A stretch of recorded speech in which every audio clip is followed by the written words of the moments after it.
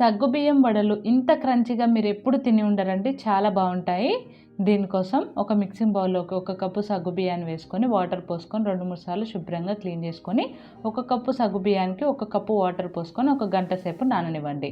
1 గంట తర్వాత సగ్గుబియ్యం మంచిగా నానిపోయినాయి, వాటర్ కూడా కరెక్ట్గా సరిపోయిందండి. మనకి 1/2 కప్పు పల్లీలు వేయించుకొని ఈ విధంగా కోర్సుగా మిక్సీ పట్టుకుని ఈ పొడిని దాంట్లోకి వేసుకోండి. ఇప్పుడు ఇందులోకి రుచికి తగినంతగా ఉప్పు, జీలకర్ర, 2 బంగాళదుంపలను ఉడికించుకొని ఈ విధంగా మెత్తగా మ్యాష్ చేసుకొని వేసుకోండి. అలాగే కారానికి తగినట్టుగా పచ్చిమిర్చి ముక్కలు, కొద్దిగా వాము వేసుకొని బాగా కలుపుకోండి. వాటర్ అస్సలు యాడ్ చేయొద్దండి, వాటర్ ఎక్కువగా వేసారంటే ఆయిల్ ఎక్కువగా పీల్చేస్తుంది. ఈ విధంగా బాగా కలుపుకొని చేతులకు ఆయిల్ అప్లై చేసుకొని ఈ విధంగా కొద్దిగా పిండిని తీసుకొని వడల్లాగా చేసుకొని పెట్టుకోండి.